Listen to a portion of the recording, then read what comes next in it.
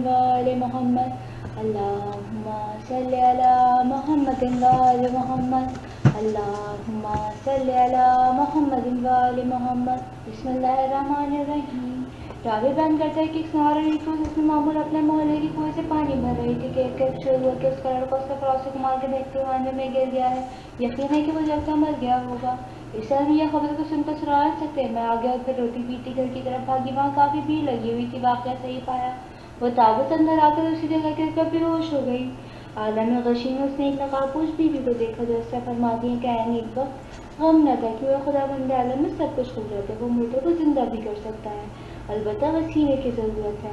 तू नियत कर कि अगर परवरदिगार आलम मेरे लड़के को दोबारा जनाब सैयदा साफ़त नगहानी से निजात दे और मेरे बच्चे को सही सलामत मुझसे मिला देगा तो मैं पास सत्ता चुका जनाब फातिमा ज़हरा बिन्त खत्म मर्तबत हज़रत मोहम्मद मुस्तफ़ा सल्लल्लाहु अलैहि वसल्लम की कहानी सुनूंगी। चुनाचा सुनहरा ने आलम में बेहोशी में मस्कूरा वाला नियत कर ली। जब होश में आई आंखें खोली तो उसने देखा कि उसका लड़का बाजाज जनाब सैयदा बहुत में परवरदिगार आलम सैयद सलामत उसके पास खड़ा है और लोग इसे हैरत इस्तेजाब से देख रहे हैं।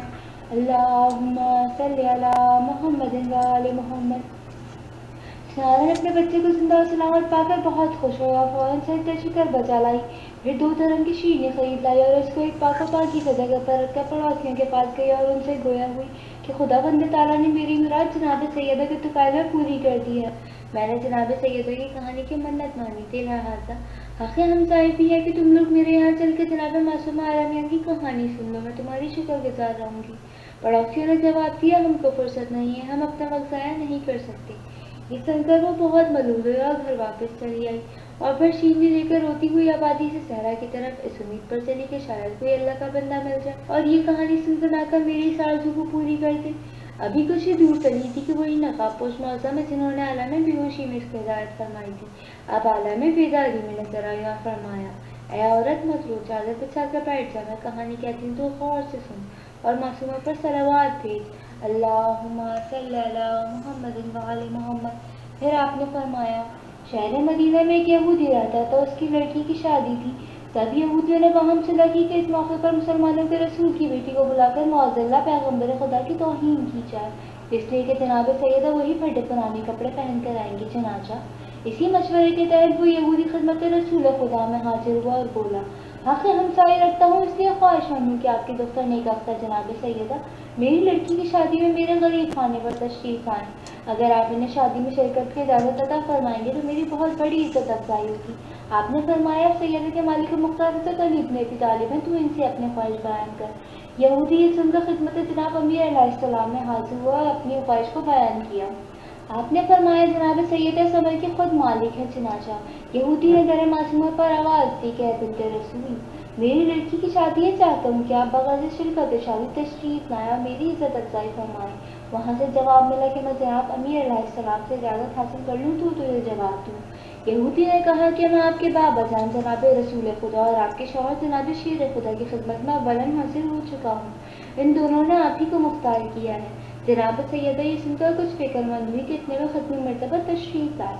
बेटी को मुतफक्कर देखा, अफसोसगी का सबब पूछा। आपने फरमाया, बाबा जान एक यहूदी अपनी लड़की की शादी में मेरी शिरकत की तमन्ना लेकर आया है, अब आप जो हुक्म दें। आपने फरमाया कि बेटी तुमको इख्तियार है। जनाब सैयदा ने अर्ज़ किया कि बाबा जान इस शादी में मेरी शिरकत आपके शाया निशान ना होगी। वहाँ पर सब मुज़ाहिका उड़ाएंगे, इसलिए कि उनकी औरतें लिबास पाक और बेहतरीन ज़ेवरात पहने हुए होंगी और मेरे पास वही पुराने और बोसी जैसे कपड़े हैं जिनमें जाबदे पेबंद लगे हुए हैं। ये सुनकर पैगम्बर अकरम ने फरमाया, क्या पारा जिगर, जो खुदा की मर्जी तुम इसी हालत में जाओ। लिहाजा जनाब सैयदा जाने के लिए इसी सूरत में तैयार हो गई।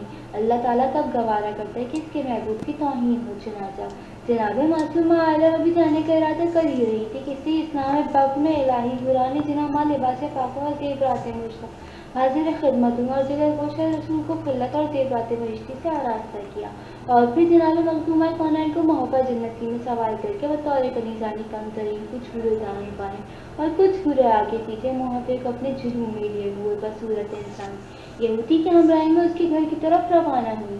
जिस तरह से जनाब सैयदा की सवारी गुजरती थी उस तरफ की फिजा मुअत्तर हो जाती थी। लोग हैरान होकर यहूदी से पूछते थे कि ये किसकी सवारी है और कहाँ जा रही है।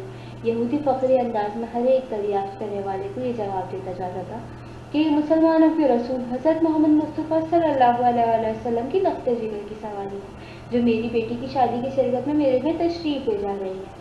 جب جناب سیدہ بیان تجمل وقال یہودی کے مکان پر پہنچی تو آپ کے نیچے کا سارا مکان منور ہو گیا، اور ایسی خوشبو دور دور تک فضا میں پھیلی کہ ویسی مہک کسی نے اس سے قبل نہ سنی تھی۔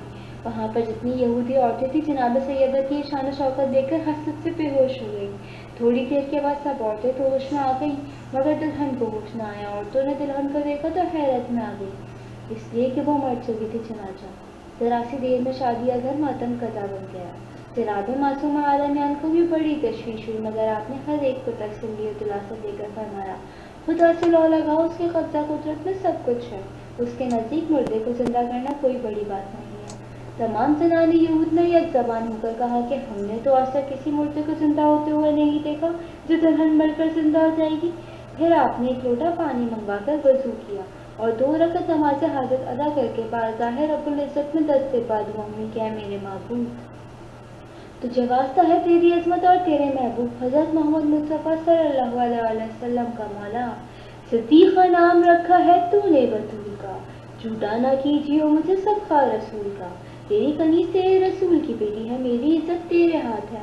لوگ کہیں گے کہ سیدہ کے آتے ہی دلہن مر گئی، اس کو دوبارہ خلت حیات عطا فرما دے۔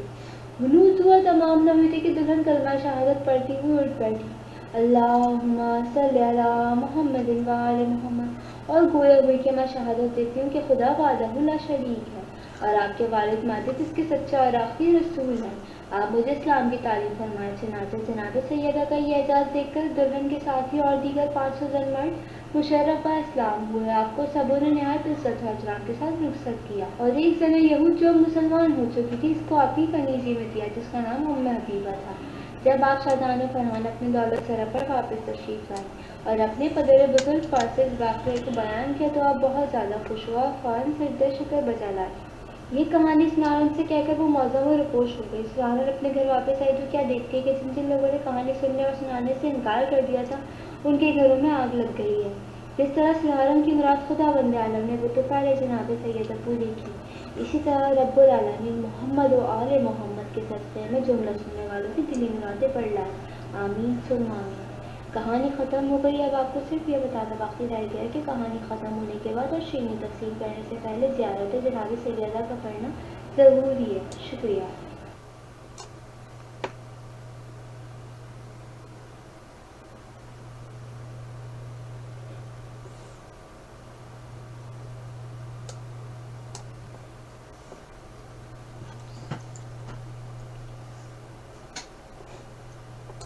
اللہم صلی علی